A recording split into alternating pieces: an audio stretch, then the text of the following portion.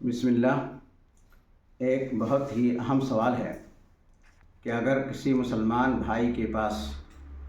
سود کی رقم ہے، انٹرسٹ کا پیسہ ہے،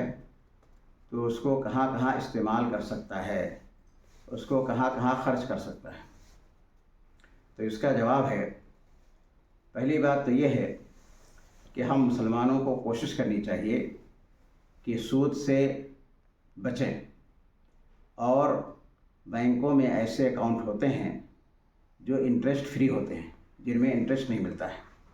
اور جن کو کرنٹ اکاؤنٹ کہا جاتا ہے۔ تو ہمیں اپنا اکاؤنٹ کرنٹ اکاؤنٹ میں کھولنا چاہیے، اور اگر کسی کے پاس کوئی مجبوری ہے کہ وہ سیونگ اکاؤنٹ یا سود والا اکاؤنٹ کھولتا ہے، تو پھر اس کے لیے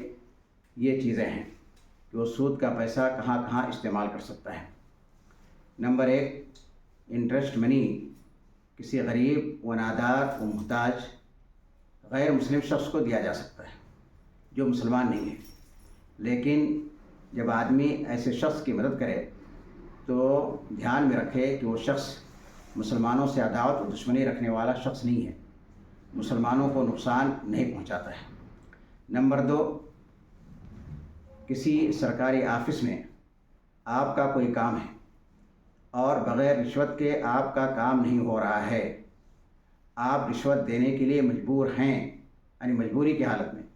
تو آپ وہاں پر اپنی سود کی رقم استعمال کر سکتے ہیں۔ نمبر 3،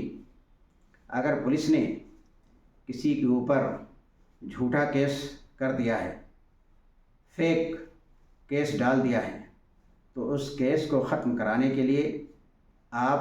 سود کی رقم کا استعمال کر سکتے ہیں۔ نمبر 4،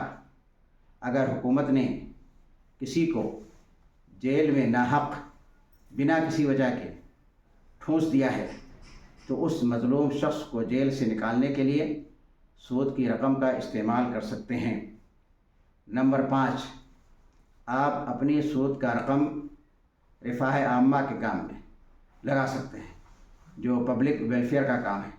مثلاً سڑک بنانے میں یا پبلک ٹوائلٹ وغیرہ بنانے میں، آپ وہاں پر بھی اپنی سود کا رقم استعمال کر سکتے ہیں۔ اس کے علاوہ نمبر 6، اگر آپ پڑھے لکھے شخص ہیں، ایجوکیٹڈ اور ایبلٹی والے شخص ہیں،